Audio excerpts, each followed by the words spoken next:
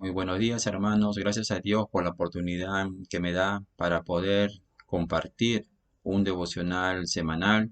Esperando, hermanos, que ustedes se encuentren bien de salud y que Dios esté bendiciendo sus hogares cada día. Hoy vamos a continuar con el devocional de la manifestación del hombre del pecado, segunda parte, que va a estar basado en el libro de segunda de Tesalonicenses, capítulo 2, del verso 8 al verso 12. Pero antes vamos a orar para que sea Dios el que guíe esta enseñanza y toda la gloria, toda la honra sea para Él. Oremos, hermanos. Señor Dios, Padre que estás en los cielos, agradecido estamos, Señor, por lo que tú haces para con nuestras vidas cada día, Señor. Nosotros no merecemos nada de ti, Padre, pero tu amor, tu gracia, tu misericordia son nuevas, Padre, cada día, Señor. A ti, Señor, oramos, Señor mi Dios, para agradecerte, Señor mi Dios, y para dejar todo en tus manos, Señor. Nosotros, Señor, te fallamos, Padre, y lo confesamos delante de ti, pidiéndote, Señor, en que perdones, Señor, nuestras faltas. Y también te pido, Señor, en que me uses, Padre, para poder llevar tu palabra, Señor. Bendice a tu iglesia, Señor mi Dios, bendice a cada uno de mis hermanos en la salud, en el trabajo, en la familia, Señor, en que cada día estemos buscando más de ti, Señor. Cada día queremos ser maduros, Señor, y cada día depender más de ti y que yo, Señor, vengue, Padre. Y así, Señor, te doy gracias y oro, Señor, en el nombre bendito de Jesús, nuestro Salvador. Amén. Ahora, hermanos, le voy a pedir que abran la palabra de Dios en el libro de Segunda de Tesalonicenses, capítulo 2, del verso 8 al verso 12. Dice la palabra del Señor, y entonces se manifestará aquel inicuo, a quien el Señor matará con el espíritu de su boca, y destruirá con el resplandor de su venida, inicuo cuyo advenimiento es por obra de Satanás, con gran poder y señales y prodigios mentirosos, y con todo engaño de iniquidad para los que se pierden, por cuanto no recibieron el amor de la verdad para ser salvos. Por esto Dios les envía un poder engañoso para que crean la mentira, a fin que sean condenados todos los que no creyeron a la verdad, sino que se complacieron en su injusticia. Hoy, hermanos, continuaremos este devocional titulado Manifestación del hombre del pecado, que va a estar basado en segunda de Tesalonicenses capítulo 2 del verso 7 al verso 12.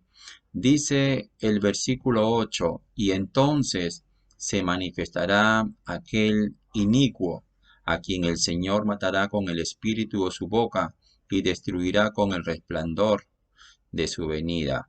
Dice, este inicuo, este personaje, nosotros lo hemos visto en el devocional anterior. Y vemos que este personaje no es un enviado por Dios, sino este personaje es es una persona enviado por Satanás. Y vamos a leer un poco y Daniel habla sobre este personaje. Y le voy a pedir que abran sus Biblias en Daniel capítulo 9 versículo 27, ¿no? Nosotros vimos la semana pasada y que también es conocido como el anticristo, la bestia, ¿no? Y tiene muchos nombres en la palabra de Dios. También le llama la abominación desoladora, ¿no? Y dice Daniel 9:27, y por otra semana confirmará el pacto con muchos. A la mitad de la semana hará cesar el sacrificio y la ofrenda. Después, con la muchedumbre de las abominaciones, vendrá el desolador, hasta que venga la consumación y lo que está determinado se derrame sobre el desolador. También en Daniel 11:31 dice, y se levantará de su parte tropas que profanarán el santuario y la fortaleza, y quitarán el continuo sacrificio, y pondrán la abominación desoladora. Y en el versículo 36 dice, y el rey hará su voluntad, y se ensorcecerá, y se engrandecerá sobre todo Dios, y contra el Dios de los dioses hablará maravillas y prosperará, hasta que sea consumada la ira, porque lo determinado se cumplirá. Acá vimos que los hermanos de Tesalónica estaban preocupados sobre el día del Señor. Ellos pensaban de que estaban pasando ya por esos días, pero Pablo les dice, no, antes que venga el Señor, va a venir aquel inicuo o aquel desolador. Y este personaje, el apóstol Pablo, comienza a hablar de él. ¿Qué es lo que iba a hacer? ¿Cuál era su poder? Y ahorita lo hemos leído en Daniel, que Daniel escribió sobre este personaje. Este personaje va a venir en el tiempo de la gran tribulación. Nosotros la semana pasada también vimos sobre las 70 semanas que escribió Daniel. 69 semanas ya han sido cumplidas. Ese reloj profético está en pausa, pero en un tiempo más adelante se va a cumplir esa semana que falta, esa semana de 7 años en la cual la palabra de Dios habla que está dividido en dos partes de 3 años y medio. Y dice, Jesús también escribió en Mateo 24:15, dice, por tanto, cuando veáis en el lugar santo la abominación desoladora de que habló el profeta Daniel, el que lea, dice, el que lee, entiende. En Apocalipsis capítulo 13, el apóstol Juan también ve en visión a este personaje. Ve en visión, pero lo que iba a suceder después. Y dice en Apocalipsis capítulo 13, del verso 1 hasta el verso 8, Juan escribe, me paré sobre las arenas del mar y vi subir del mar una bestia que tenía 7 cabezas y 10 cuernos, y en sus cuernos 10 diademas, y sobre su cabeza un nombre blasfemo. Y la bestia que vi era semejante a un leopardo, y sus pies como de oso, y su boca como boca de león. Y el dragón le dio su poder, y su trono, y su grande autoridad. Vi una de las cabezas como herida de muerte, pero su herida mortal fue sanada, y se maravilló toda la tierra en pos de la bestia, y adoraron al dragón que había dado autoridad a la bestia, y adoraron a la bestia diciendo, ¿quién como la bestia? ¿Y quién podrá luchar contra ella? También se le dio boca que hablase grandes cosas y blasfemias, y se le dio autoridad para actuar 42 meses.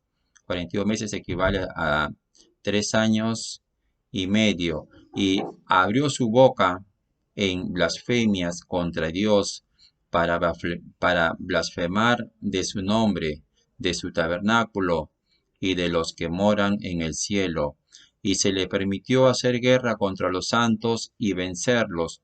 Eh, También se le dio autoridad sobre toda tribu, pueblo, lengua y nación, y la adoraron todos los moradores de la tierra, cuyos nombres no estaban escritos en el libro de la vida del Cordero, que fue inmolado desde el principio del mundo.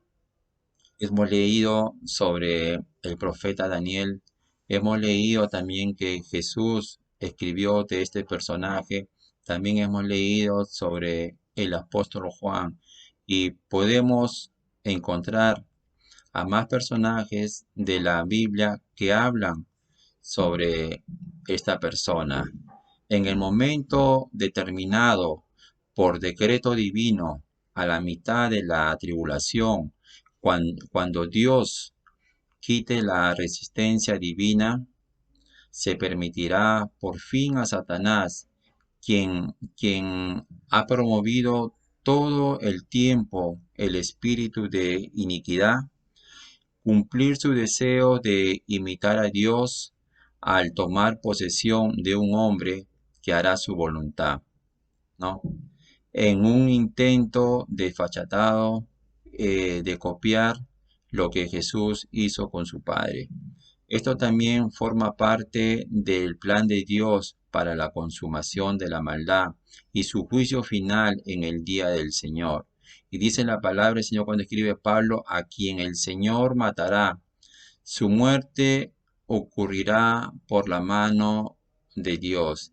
Este desolador, este personaje llamado la bestia en el libro de Daniel y de Apocalipsis, dice que el Señor lo matará. Lo hemos leído ya en Daniel 7:26 y ahora vamos a leer Apocalipsis 19:2. Y dice la palabra de Dios, y la bestia fue apresada, y con él el falso profeta que había hecho delante de ella las señales con las cuales había engañado a los que recibieron la marca de la bestia y habían adorado su imagen. Estos dos fueron lanzados vivos dentro de un lago de fuego que arde con azufre. Y este personaje, al lado de su socio, se conoce como el falso profeta, serán lanzados vivos en el lago de fuego que arde con azufre, donde quedarán separados, dice, de Dios por toda la eternidad. Y no tan solamente va a ser lanzado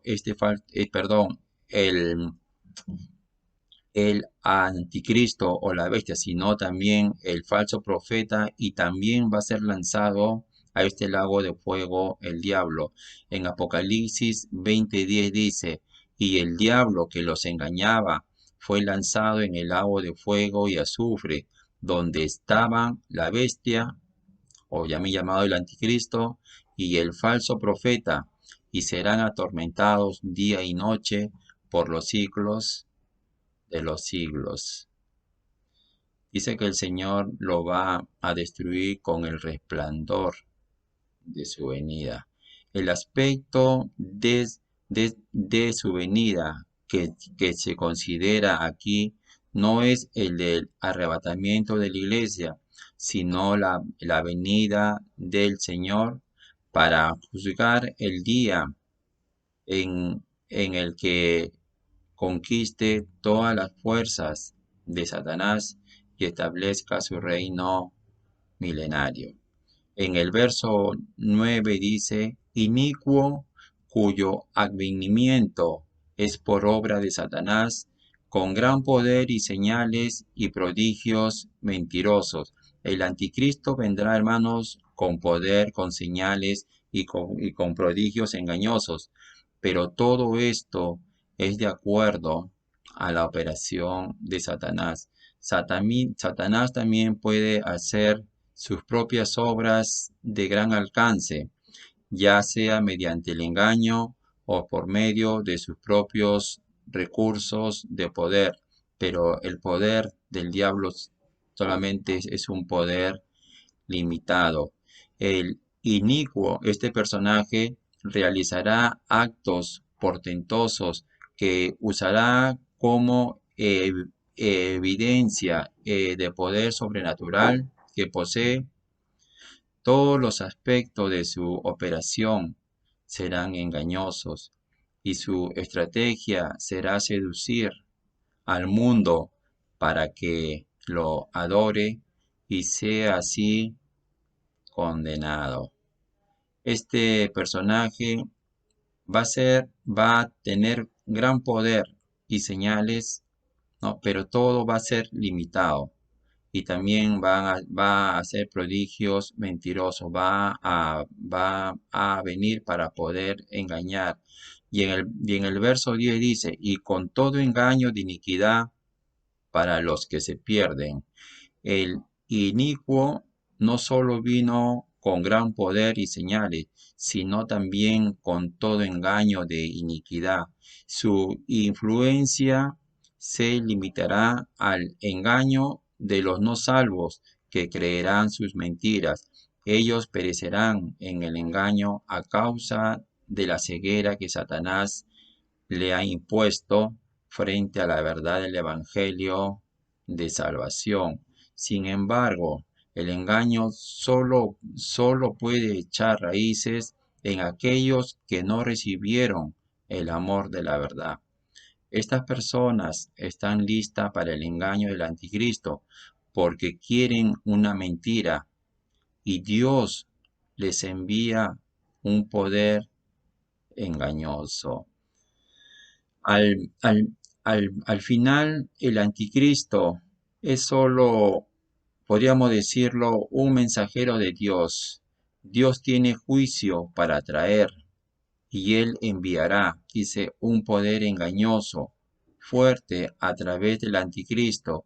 Dios no va a obligar este engaño a nadie, pero, pero los que no recibieron el amor de la verdad van a recibir este poder engañoso. Ahora podemos hacernos una pregunta. ¿Cómo mostramos que amamos la verdad? ¿Quién es la verdad? ¿Y cómo vamos a mostrar? Vamos a ver puntos de que cómo mostramos que amamos la verdad. Uno, por conocerla. Jesús dice, conoceréis la verdad y la verdad os hará libres. Esto lo dice en Juan 8:32. Lamentablemente, de algunos están aprendiendo y nunca pueden llegar al entendimiento de la verdad, según 2 Timoteo 3:7. Sin embargo, es posible hacerlo, pues Dios quiere que todos los hombres sean salvos y vengan al conocimiento de la verdad. 1 Timoteo 2:4. Dios quiere que el hombre conozca, que el hombre ame la verdad. Número 2, por aceptarla. Dice Proverbios 23:23. Compra la verdad, cueste lo que cueste, y no la vendas. Es imposible exagerar el valor de la verdad, pero todo el mundo puede comprar, entre comillas, la verdad. Como dice Isaías 55:1, a todos los sedientos, dice la palabra de Dios, venid a las aguas, y los que no tienen dinero, venid, comprar y comer. Número 3, no ser oidores olvidadizos. A veces escuchamos la verdad, pero nos olvidamos. Esto lo dice en Santiago 1:22. Si no debemos ser obedientes a la verdad, como lo dice Romanos 2:8-9, Gálatas 5:7 y también Primera de Pedro 1:22. 4. Seguir la verdad. No tan solamente conocerla, no tan solamente aceptarla, no tan solamente ser oidores, ¿no? Sino dice seguir la verdad y aferrarse a ella en amor. La palabra dice en Efesios 4:15, dice, hablando la verdad en amor. Número 5, no detener la verdad con injusticias. Número 6, no sustituir la verdad por fábulas, por cuentos que el mundo nos trae o el mundo nos quiere engañar. Y ya sabemos quién es el príncipe de este mundo, por eso no debemos sustituir la verdad. 7, usar bien la palabra de verdad. Y número 8, como soldados de Cristo, tomar la espada del Espíritu, que es la palabra de Dios, para defender la verdad. 9, tenemos que proclamarla. 10, sufrir por la verdad. Y 11 y último, debemos andar en la verdad, andar como hijos amados, andar como santos, ¿no? Y para eso tenemos que amar la verdad, tenemos que conocer la voluntad de Dios y todo eso solamente lo podemos encontrar en la palabra de Dios. El verso 11 dice, por esto Dios les envía un poder engañoso para que crean la mentira. Cuando el hombre no ama la verdad y rehúsa aceptarla, ¿qué va a creer? Podemos hacer esa pregunta, ¿no? ¿Qué va a creer entonces? Obviamente está resuelto a creer la mentira. Por eso Dios le enviará un poder engañoso. Es, es imposible que esta declaración sorprenda a muchas personas y aún dirán que Dios es injusto, pero esto lo dicen porque no conocen a Dios y no saben la importancia de aceptar la verdad y hacer la voluntad de Dios. Dice que Dios va a enviar un poder engañoso.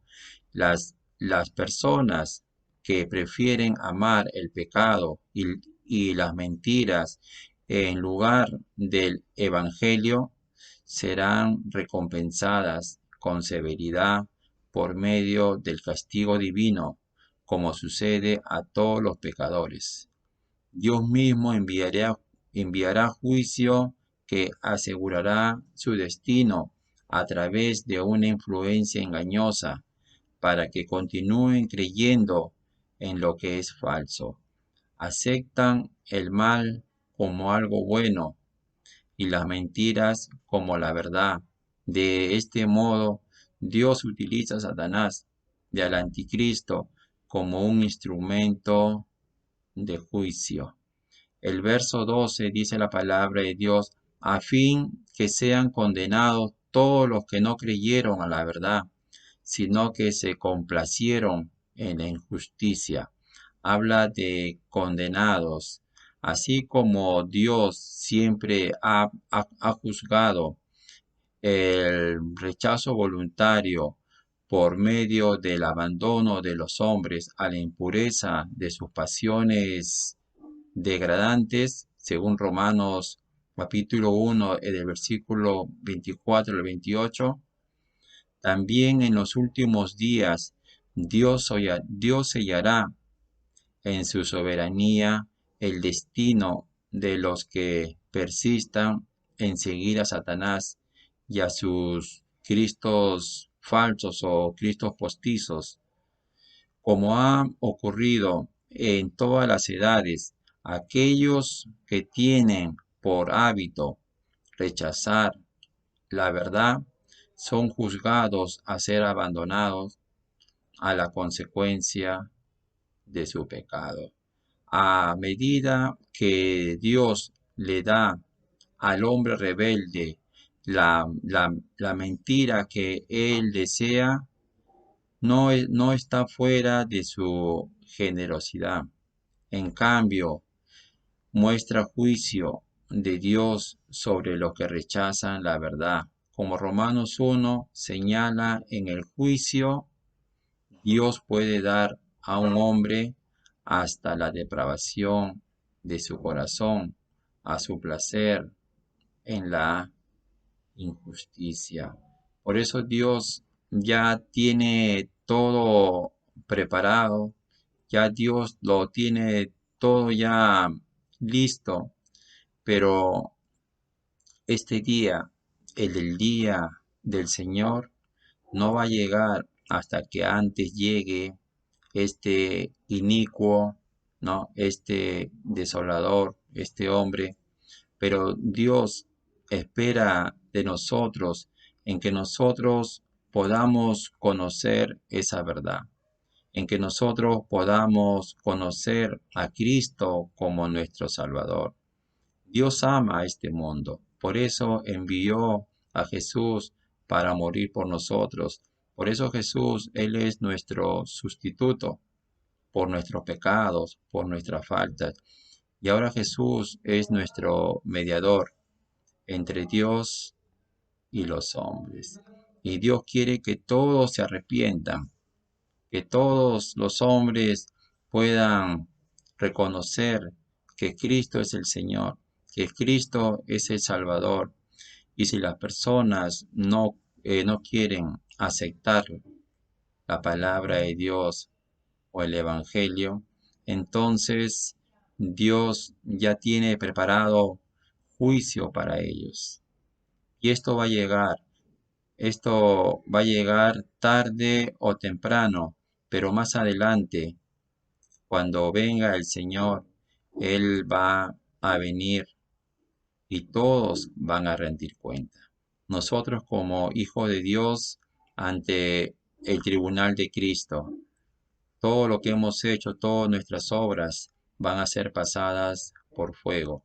Pero gracias a Dios no vamos a ser condenados, no vamos a ser lanzados al lago de fuego.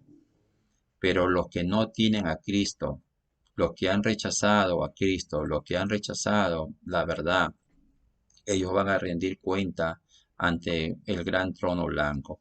Y ellos sí van a ser lanzados a ese lago de fuego. Pero antes van a ser lanzados el anticristo, el falso profeta y Satanás, y después todos los que le han seguido a él, todos los que no han querido aceptar a Cristo. Gracias a Dios, nosotros como iglesia conocemos esa verdad, aceptamos esa verdad, pero también esta verdad tiene que ser compartida con las personas que aún no conocen. O si lo conocen, nosotros debemos de seguir insistiendo, de seguir hablando hasta el día en que nosotros ya no podamos comunicarnos o no podamos hablar. Pero mientras estemos vivos, debemos de hablar de la verdad. Muchísimas gracias, hermanos, por este tiempo en que se han dado para poder escuchar la palabra de Dios. Muchísimas gracias y la próxima semana continuamos con el capítulo 3 de Segunda de Tesalonicense. Que Dios los bendiga, hermanos. Amén.